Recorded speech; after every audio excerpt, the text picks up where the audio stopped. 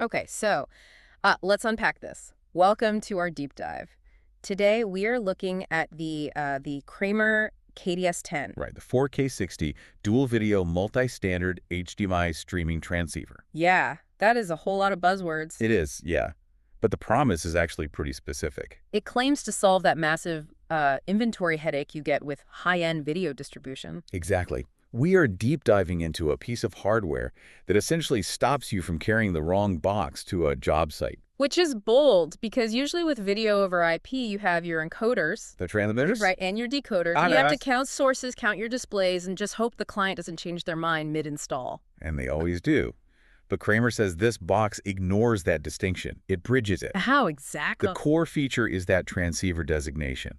You grab the box, you just toggle it to be an encoder or a decoder via the web interface. Oh, so purely from a logistics standpoint, if I have 10 of these on a shelf, I don't need to worry about the ratio of senders to receivers until I'm actually patching them in. All right.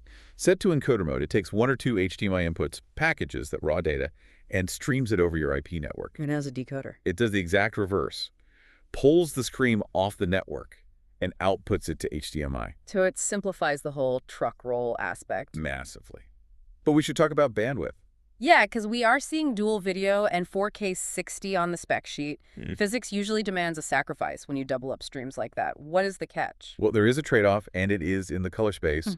If you are running a single stream, the device supports up to 4K at 60 Hz with 4.4.4 chroma subsampling. Which is your uncompromised high-fidelity signal. Right, what you need for detailed spreadsheets or medical imaging where every pixel of color data matters. But for the dual stream, If you utilize that dual video feature to stream two sources simultaneously from the same unit, it has to compress that color data to manage the bandwidth. makes sense. It keeps the 4K resolution and the 60 Hz frame rate, but it drops the chroma subsampling to 4.2.0. Okay, so for video playback or standard presentations, 4.2.0 is likely invisible to the naked eye anyway. Exactly. If you are doing critical color work, stick to a single stream. It is a very fair compromise. And regarding compression, you also get a choice of standards, right? Yeah, it's a multi-standard device, meaning you can toggle between H.264 and H.265.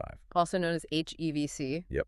I assume most people default to H.265 these days for the efficiency. Generally, yes. H.265 gives you higher quality at lower byte rates. But legacy systems are still everywhere. Exactly why the H.264 option is there.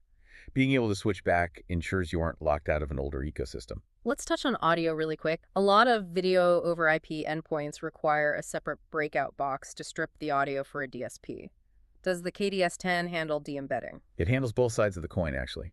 It has a 5-pin terminal block on the back. Okay. If you are encoding, you can embed balanced analog audio right into the HDMI stream. And decoding. You can extract that audio and output it as balanced analog. So it eliminates the need for third-party audio extractors at the display end. That is nice. It is.